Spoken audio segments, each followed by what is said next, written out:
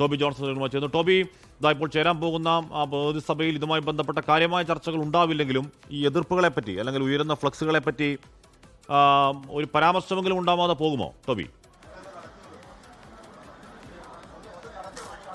ഹാഷ്മി, അത് ഉണ്ടാകാനുള്ള സാധ്യതയുണ്ട്. കാരണം ഇത്രയും അംഗങ്ങൾ, പ്രതിനിധികൾ ഇവിടെ എത്തിയിട്ടുണ്ട്. അവർ കൃത്യമായിട്ടുള്ള ഒരു വ്യക്തത ഈ ഒരു വിഷയത്തിൽ സമൂഹ മാധ്യമങ്ങളിലും മാധ്യമങ്ങളിലുമൊക്കെ വന്ന കാര്യങ്ങളാണ് ഇവർക്കൊക്കെ അറിയാവുന്നത്. അതിനപ്പുറത്തേക്ക് നേരിട്ട് തന്നെ അദ്ദേഹത്തിൻ്റെ മുഖത്ത് നിന്നല്ല, അദ്ദേഹത്തിൻ്റെ വായിൽ നിന്ന് തന്നെ ഇത് സംബന്ധിച്ചുള്ള ഒരു വിശദീകരണം അറിയാൻ ഇവർക്കും താല്പര്യമുണ്ടാകും. അതുകൊണ്ട് തന്നെ അത്തരത്തിലുള്ള ഒരു വിശദീകരണം പ്രസംഗത്തിൽ, അദ്ദേഹത്തിൻ്റെ ബജറ്റ് പ്രസംഗമാണെങ്കിൽ പോലും അതിനപ്പുറത്തേക്ക് കടന്ന വിശദമായിട്ടുള്ള കാര്യങ്ങൾ, ഈ ഒരു കാര്യത്തിൽ എന്താണ് ഇങ്ങനൊരു നിലപാടെടുക്കാനുണ്ടായ സാഹചര്യം, അതിൽ അടിയുറച്ച് നിൽക്കുന്നുവെന്നാണ് അദ്ദേഹം ഇപ്പോൾ പറഞ്ഞത്. അങ്ങനെയാണെങ്കിൽ അതിനുണ്ടായ സാഹചര്യം എന്ത് എന്നടക്കമുള്ള കാര്യങ്ങൾ വിശദീകരിക്കാനുള്ള സാധ്യത കൂടി നിലവിലുണ്ട്. ഏതായാലും അല്പസമയത്തിനുള്ളിൽ തന്നെ ആ യോഗം ആരംഭിക്കുക. ആ യോഗത്തിലേക്ക് അദ്ദേഹം ഇപ്പോൾ എത്തിയിരിക്കുകയാണ്. നമുക്കറിയാവുന്ന പോലെ 300 പ്രതിനിധികളാണുള്ളത്. വിവിധ യൂണിയനുകളിൽ നിന്ന് നമുക്കറിയാവുന്ന 5600ഓളം കരയോഗങ്ങളുണ്ട്, 60 യൂണിയനുകളുണ്ട്. അപ്പോൾ അതിൽ നിന്നെല്ലാം തിരഞ്ഞെടുത്ത പ്രതിനിധികളാണ് 300ഓളം പ്രതിനിധികൾ. അവർ ഈ യോഗത്തിലേക്ക് വരുമ്പോൾ ഈ രാഷ്ട്രീയ സാഹചര്യത്തിൽ ഇങ്ങനെ ഒരു തീരുമാനമെടുക്കുമ്പോൾ അത് അംഗങ്ങളെ എല്ലാവരെയും അറിയിക്കുക എന്നുള്ളൊരു ചുമതല കൂടി അദ്ദേഹത്തിൻ്റെ മുന്നിലുണ്ട്. അതുകൊണ്ട് തന്നെ ആയിരിക്കാം ഒരുപക്ഷെ ഈ ഒരു ബജറ്റ് സമ്മേളനം ശ്രദ്ധേയമാകുന്നതും ആ ബജറ്റ് സമ്മേളനത്തിൽ നടക്കുന്ന കാര്യങ്ങൾ, അതിൽ ബജറ്റിൻ്റെ ചർച്ചയാണ് പ്രധാനമെങ്കിലും ഈ വിഷയം, അതായത് ഒരു പൊളിറ്റിക്കൽ സ്റ്റാൻഡ് എന്നാണ് അദ്ദേഹം അല്പസമയം മുമ്പ് പറഞ്ഞത്. അത് ശബരിമല വിഷയത്തിൽ മാത്രമല്ല. നമ്മൾ നേരത്തെ വിചാരിച്ചത് ആഗോള അയ്യപ്പ സംഗമം മാത്രമായിരുന്നു, അല്ലെങ്കിൽ ശബരിമല സ്ത്രീ പ്രവേശനമായിരുന്നു ആ ഒരു വിഷയമെന്നാണ്. പക്ഷേ ആ വിഷയമല്ല, തൻ്റെ ഒരു രാഷ്ട്രീയ നിലപാടായിട്ട് തന്നെയാണ് അദ്ദേഹം ഇപ്പോൾ അതിനെ വ്യാഖ്യാനിച്ചിരിക്കുന്നത്. അതുകൊണ്ട് തന്നെ ആ കാര്യങ്ങൾ അംഗങ്ങളോട് വിശദീകരിക്കുക എന്നുള്ളത് വളരെ പ്രധാനപ്പെട്ട കാര്യമാണ്. പ്രതിഷേധങ്ങൾ ഉയർന്നതിനെ അദ്ദേഹം തള്ളിക്കളയുകയാണ്. ഇതെല്ലാം ഒറ്റപ്പെട്ട സംഭവങ്ങളായിട്ട് തന്നെയാണ് അദ്ദേഹം കാണുന്നത്. നമ്മൾ ഇന്നലെ വിളിച്ചപ്പോൾ അദ്ദേഹം അത് തന്നെയാണ് പറഞ്ഞത്. ഇന്ന് ചേന്നാട് കരയോഗമാണ് ഒരു ഫ്ലെക്സ് വെച്ചത്. ഇന്നലെ പത്തനംതിട്ടയിൽ 2 ഫ്ലെക്സുകൾ വന്നു. അതുപോലെ തന്നെ ചങ്ങനാശ്ശേരിയിൽ രാജിവെച്ചു 4 പേർ. അതിൽ 3 പേർ കരയോഗത്തിലുള്ളവരല്ല എന്നുള്ളൊരു നിലപാടാണ് സ്വീകരിച്ചത്. അങ്ങനെ ഒറ്റപ്പെട്ട ചില സംഭവങ്ങൾ, വ്യാപകമായി NSSനുള്ളിൽ ഒരു പ്രതിഷേധം ഈ വിഷയത്തിൽ ഉയർന്നിട്ടില്ല എന്ന് തന്നെയാണ് സുകുമാരൻ നായർ ഇന്നലെ പറഞ്ഞത്. ഇന്ന് ഈ വരുന്ന പ്രതിനിധികളിൽ ആരെങ്കിലും ഈ വിഷയം ഉന്നയിക്കുമോ, അതൊരു വേണ്ടിയിരുന്നില്ല ഇങ്ങനെ ഒരു തീരുമാനമെന്ന് ഉന്നയിക്കുമോ എന്ന് നമുക്കറിയില്ല. അതിനുന്നയിക്കാനുള്ള സാധ്യത വളരെ കുറവാണ്. കാരണം സുകുമാരൻ നായരുമായി വളരെ അടുത്ത് നിൽക്കുന്ന പ്രതിനിധികളാണ് ഈ 300 പേരുമെന്നാണ് നമുക്ക് മനസ്സിലാക്കാൻ സാധിക്കുന്നത്. അതിനപ്പുറത്തേക്ക് രാഷ്ട്രീയപരമായ നിലപാടുകളുള്ളവർ ഈ വിഷയം ഉയർത്തിക്കൊണ്ട് വരാനുള്ള സാധ്യത തള്ളിക്കളയാനുമാവില്ല.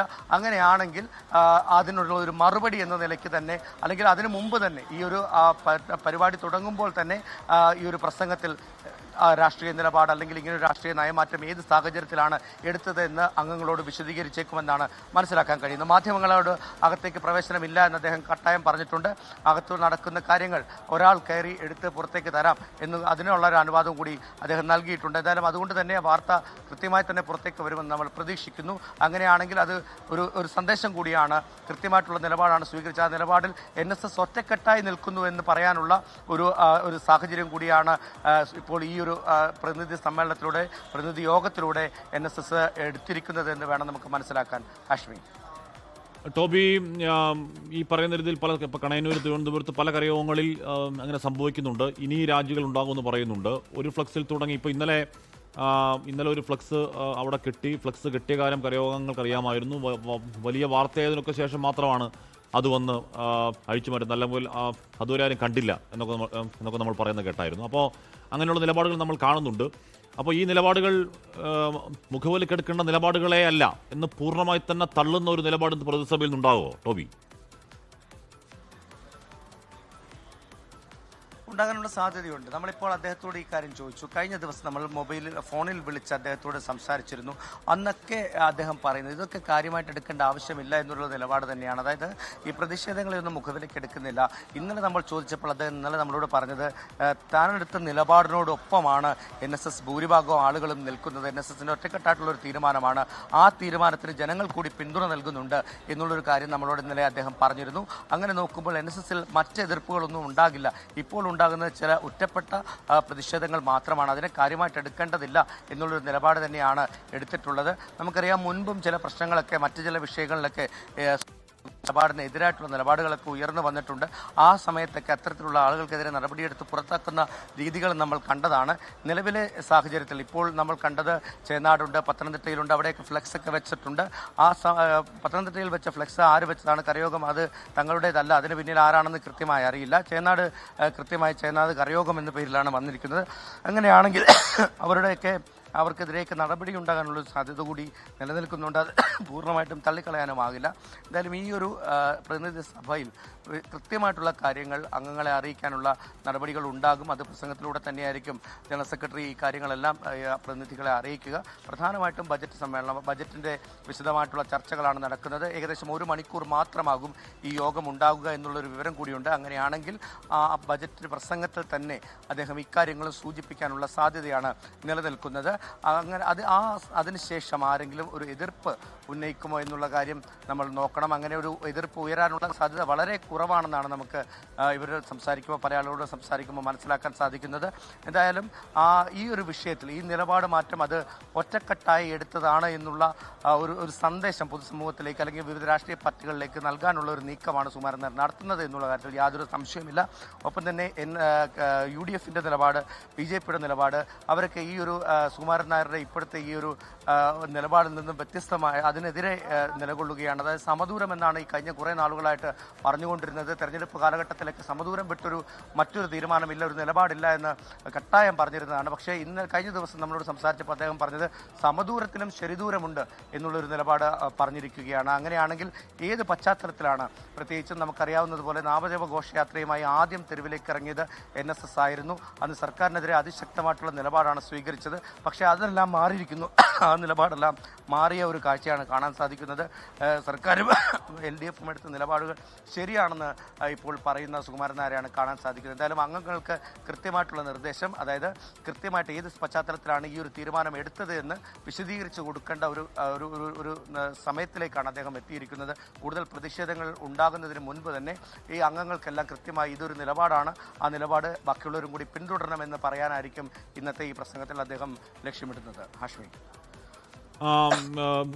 ഇവിടെ NSന്റെ പ്രതിനിധി സഭ ചേരാൻ പോവുകയാണ്. അവിടെ ഈ പറയുന്ന രീതിയിലുള്ള കണക്ക് നോക്കൽ പോലെയുള്ള സാങ്കേതിക കാര്യങ്ങൾക്കാണ് വാർഷിക പ്രതിനിധി സഭ എന്ന് പറയുമ്പോൾ പോലും രാഷ്ട്രീയ നിലപാട് സംബന്ധിച്ച് general secretary G. Sukumaran Nair ഒരു രാഷ്ട്രീയ ഒരു നയവിശദീകരണം അത് നൽകിയേക്കുമെന്നാണ് ടോബി പറയുന്നത്. അതിന് കാരണം ഈ പറയുന്ന രീതിയിൽ ആ നിലപാട് മാറ്റം എങ്ങനെയാണ് ഉണ്ടാവുന്നത്. അപ്പോൾ അത് ചില ഫ്ലെക്സുകളൊക്കെ കുടുംബകാര്യത്തിന് വേണ്ടി വിശ്വാസികളെ ഒറ്റിയ അല്ലെങ്കിൽ സമുദായങ്ങളെ വഞ്ചിച്ച G. സുകുമാരൻ നായർ എന്നൊക്കെയുള്ള വിമർശനങ്ങൾ ഫ്ലെക്സുകൾ ഉയരുമ്പോൾ എന്തുകൊണ്ടാണ് നയമാറ്റം എന്നുള്ള കാര്യം ഒരുപക്ഷെ G. സുകുമാരൻ നായർ ആ പ്രതിനിധി